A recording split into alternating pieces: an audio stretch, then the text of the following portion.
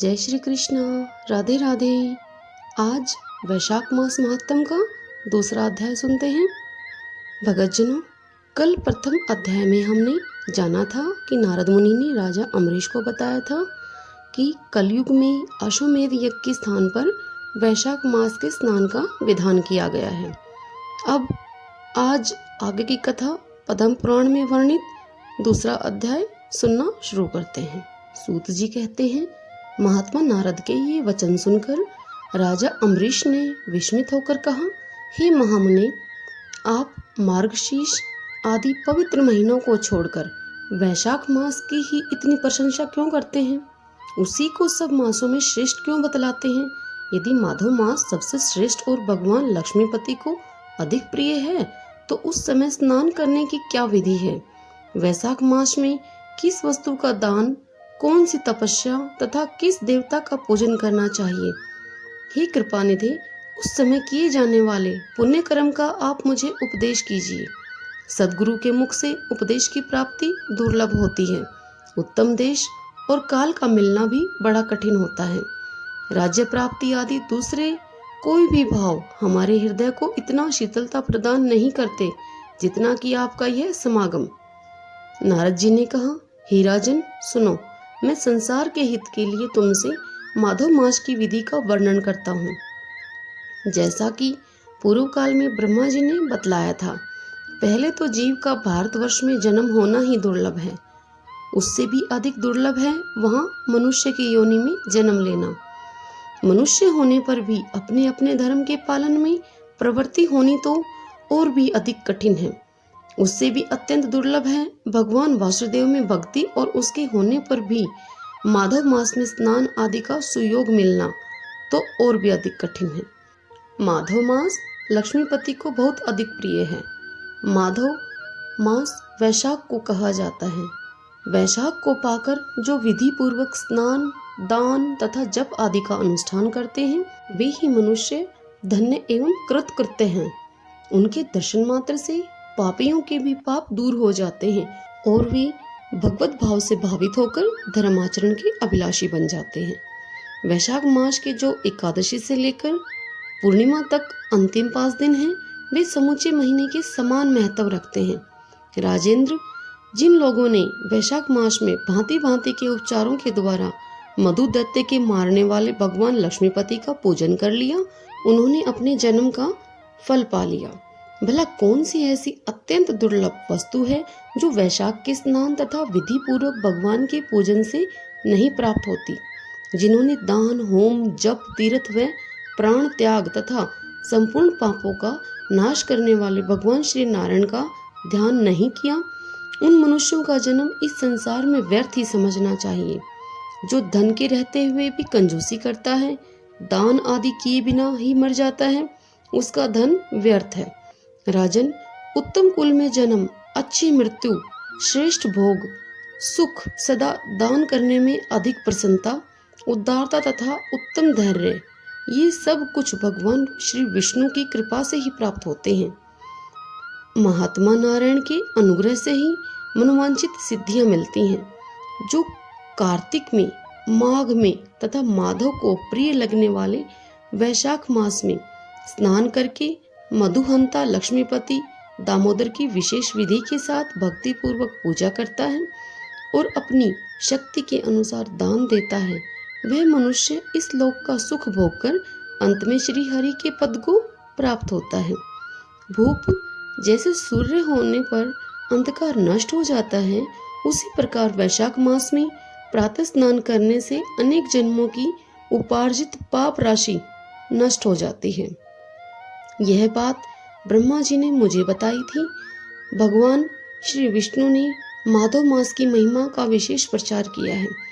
अतः इस महीने के आने पर मनुष्यों के पवित्र करने वाले पुण्य जल से परिपूर्ण गंगा तीर्थ, नर्मदा तीर्थ, यमुना तीर्थ अथवा सरस्वती तीर्थ में सूर्योदय से पहले स्नान करके भगवान मुकुंद की पूजा करनी चाहिए। इससे तपस्या का फल भोगने के पश्चात अक्षय स्वर्ग की प्राप्ति होती है। भगवान श्री नारायण अनामय रोग व्याधि से रहित हैं उन गोविंद देव की आराधना करके तुम भगवान का पद प्राप्त कर लोगे। राजन, देवाधिदेव लक्ष्मीपति पापों का नाश करने वाले हैं।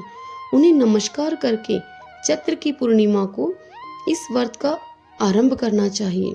व्रत लेने वाला पुरुष यम नियमों का पालन करे, शक्ति के अनुसार कुछ दान करे, हविष्यांत भोजन करे, भूमि पर सोए, ब्रह्मचार्य व्रत में दृढ़ता पूर्वक स्थित रहे तथा हृदय में भगवान श्री नारायण का ध्यान करते हुए कृच्छ आदि तपस्याओं के द्वारा शरीर को सुखाए। इस प्रकार नियम से रहकर जब वैशाख की पूर्णिमा आए उस दिन मधु तथा तिल आदि का दान करे। श्रेष्ठ ब्राह्मणों को भक्ति पूर्वक भोजन कराए, उन्हें दक्षिणा के सहित धेनु दान दे तथा वैशाख स्नान के व्रत में जो कुछ त्रुटि हुई उसकी पूर्णता के लिए ब्राह्मणों से प्रार्थना करे। हे भूपाल, जिस प्रकार लक्ष्मी जी जगदीश्वर माधव के प्रिय हैं, उसी प्रकार माधव मास भी मधुसूदन को बहुत प्रिय है।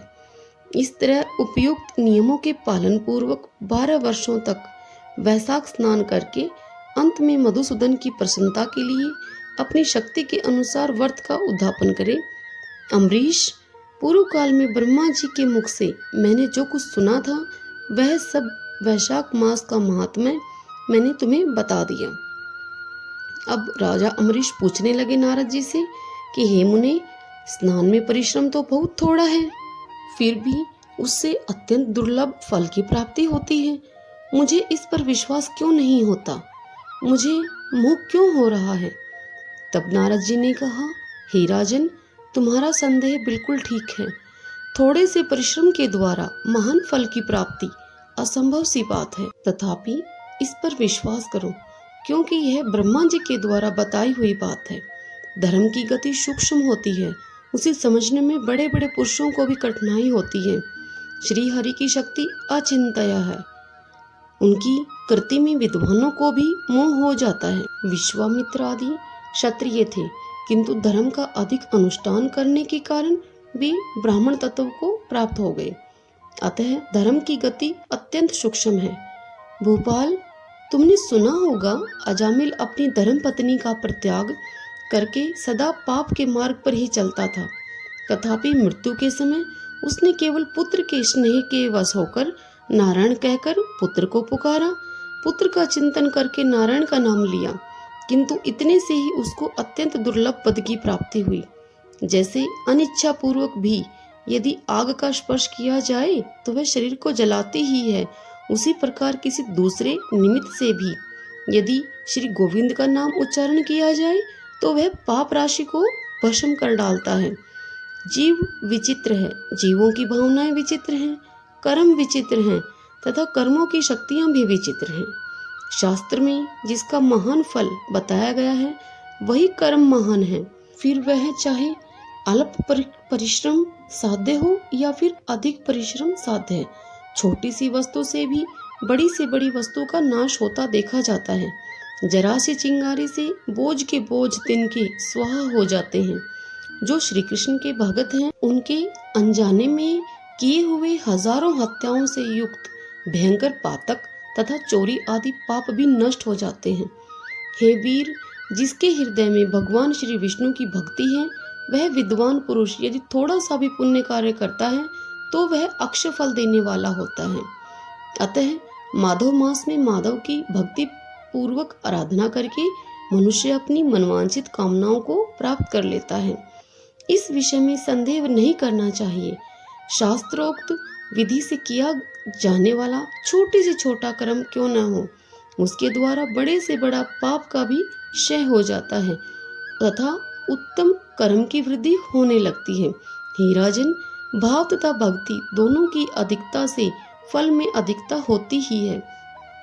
धर्म की गति सूक्ष्म है, वह कई प्रकार से जानी जाती है।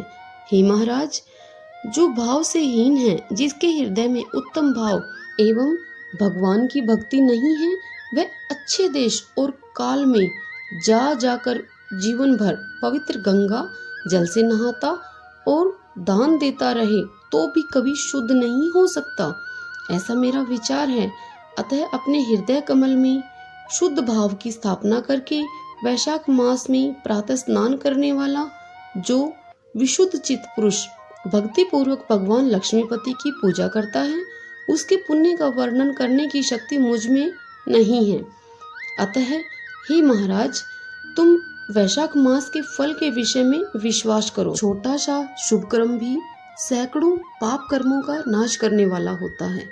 जैसे हरि नाम के भय से राशि राशि पाप नष्ट हो जाते हैं, उसी प्रकार सूर्य के मेष राशि पर स्थित होने के समय प्रातःकाल स्नान करने से तथा तीर्थ में भगवान की स्तुति करने से समस्त पापों का नाश हो जाता है।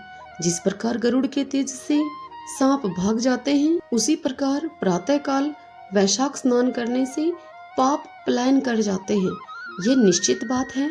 जो मनुष्य मेष राशि के सूर्य में गंगा या नर्मदा के जल में नहाकर 1, 2 या 3 समय भक्ति भाव के साथ पाप प्रशमन नामक स्तोत्र का पाठ करता है, वह सब पापों से मुक्त होकर परम पद को प्राप्त होता है। हे अम्बरीश, इस प्रकार मैंने थोड़े में यह वैशाख स्नान का सारा महात्म तुम्हें सुना दिया है। अब और क्या सुनना चाहते हो? पद्म पुराण में वर्णित वैशाख मास महात्म दूसरा अध्याय संपूर्ण हुआ। भगतजनों, कल हम तीसरा वैशाख मास महात्म सुनेंगे। जय श्री कृष्णा। राधे राधे।